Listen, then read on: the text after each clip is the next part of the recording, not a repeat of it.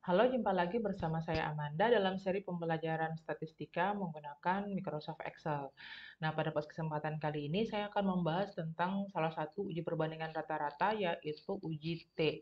Ya, jadi uji T ini bisa kita gunakan untuk dua sampel, yang mana di sini saya menggunakan sampel dari penelitian yang berjudul Efektivitas Modul Pembelajaran Advanced Organizer pada Subpokok Bahasan Rumus-Rumus Segitiga. Ya.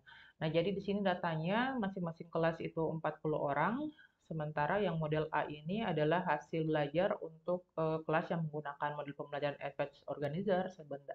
Dan model B adalah kelas yang menggunakan pembelajaran konvensional.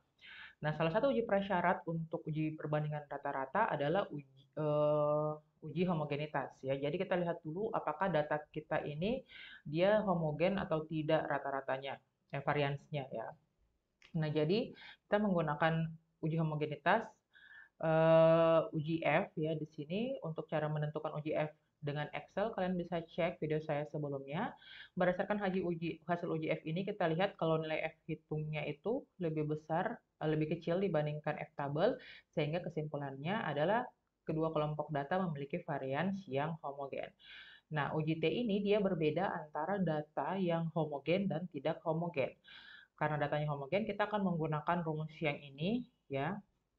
Eh, Sementara kalau untuk yang tidak homogen, rumusnya akan berbeda lagi. Selanjutnya kita masuk ke kriteria pengujian. Jadi kriteria pengujian kita itu, jika T hitung kurang dari sama dengan T tabel, maka H0-nya akan diterima, sedangkan T hitung lebih besar dari T tabel, maka H0-nya itu dia akan ditolak. Nah, selain menggunakan kriteria T hitung dan T tabel ini, kalau kita menggunakan Microsoft Excel, kita akan melihat juga nanti nilai P atau P value. Jadi P value ini dia berhubungan dengan alfa yang kita pilih ya. Jadi terserah nanti pada saat pengujian alfa mana yang mau kita pakai. Kalau kita punya nilai P itu lebih besar sama dengan alfa, maka H0-nya kita terima. Sebaliknya, kalau nilai P-nya kurang dari alfa, maka H0-nya kita tolak. Ya, di sini tandanya itu dia berbeda dengan yang kriteria menggunakan nilai T tadi ya.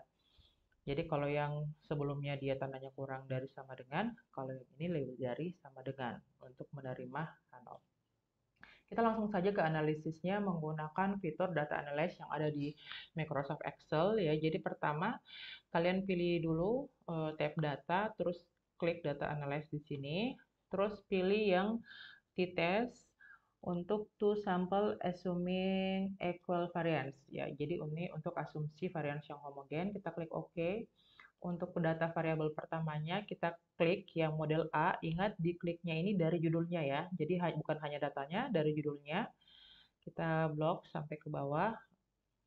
Oke. Selanjutnya untuk data yang kedua, kita pilih yang model B yang ini ya. Kita klik lagi sampai ke bawah. Nah, setelah itu kita ini terus kita pilih untuk main difference-nya itu kita pilih 0, itu apa? Selisih antar rata-ratanya kita asumsikan 0, terus kita klik ini yang tanda label, terus alfanya kita pilih di sini terserah ya, bisa pilih 0,05, 0,01 atau 0,1 tergantung alfa yang kalian pilih untuk menguji hipotesis kalian. Nah, untuk output range-nya ini untuk daerah di mana kita akan menyajikan hasil uji T-nya. Terus sudah kita klik OK. Nah, di sini tampak hasil uji T-nya sudah keluar ya. Dari hasil uji T ini kalian bisa lihat yang pertama ada nilai rata-rata ya. Terus yang kedua nilai variance. Yang ketiga itu ada observasi. Observasi itu jumlah data ya, masing-masing di sini kelihatan model A 40 data dan model B 40 data.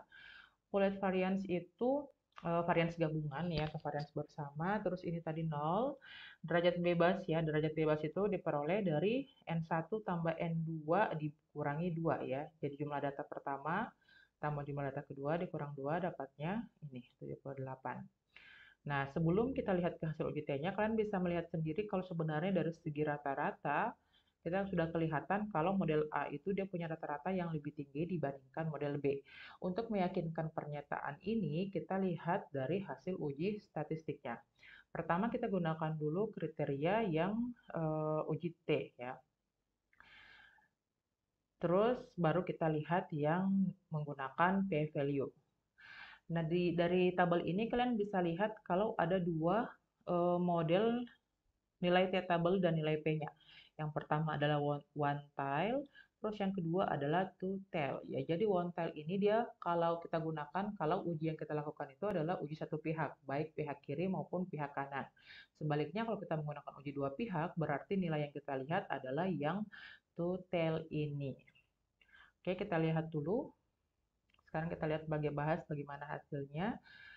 Nah, untuk uji dua pihak dulu ya. Jadi untuk dua pihak kita punya bunyi hipotesis rata-rata prestasi belajar untuk siswa yang diajar dengan menggunakan model Advanced Organizer dibanding dengan yang diajar model konvensional mempunyai perbedaan yang signifikan ya. Ini hipotesis statistiknya.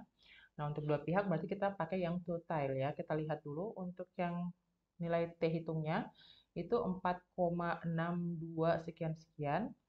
Sementara nilai T tabelnya ini untuk yang dua pihak 1,99 sekian-sekian. Ya, karena T hitungnya lebih besar dari T tabel, berarti kesimpulannya adalah kita menolak H0 ya.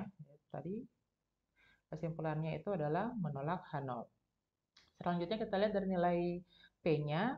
Di sini nilai P itu adalah untuk dua pihak 0, saat ini tulisannya 1,46 E negatif 5 itu artinya 1,46 dikali 10 pangkat negatif 5.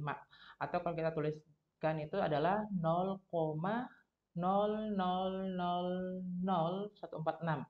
Jadi banyaknya 0 setelah koma itu ada 5. Ya, ini menunjukkan banyaknya 0 setelah koma. Lihat, sudah jelas sekali kalau dia itu kurang dari 0,05 atau alfa yang kita pilih tadi ya. Berarti keputusannya adalah H0 ditolak. Oke, selanjutnya kita lihat yang kalau hipotesis kita itu adalah satu pihak. Di sini saya menggunakan pihak kanan, di mana bunyi hipotesisnya itu adalah secara signifikan rata-rata prestasi belajar untuk siswa yang diajarkan dengan model Advanced Organizer lebih baik dibandingkan dengan yang diajar model konvensional. Ini hipotesis statistiknya, kita lihat nilainya. Nah, kita lihat untuk T statistiknya itu sama ya, T hitungnya sama. Ini 4,62 sekian-sekian. Sementara untuk T tabelnya berarti kita lihat yang one tile. Ya, kita perhatikan yang one tile. Yang one tile ini didapatkan T tabelnya 1,66 sekian-sekian. Dan di sini juga T hitung lebih besar dari T tabel, berarti kita menolak H0. Kalau dari nilai P-nya, kita dapatkan 0,00000072 dan seterusnya ya. Itu jelas sekali juga lebih kecil dari 0,05 alfa kita sehingga kita menolak H0. Dari situ kita menarik kesimpulan ya. Di sini kita menuliskan kesimpulan seperti ini.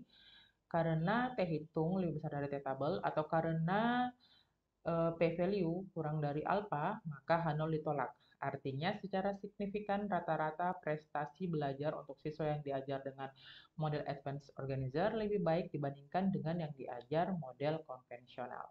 Oke, demikianlah penjabaran saya terkait uji T untuk data homogen. Semoga mudah dimengerti. Jika ada yang ditanyakan, berikan pertanyaan di kolom komentar.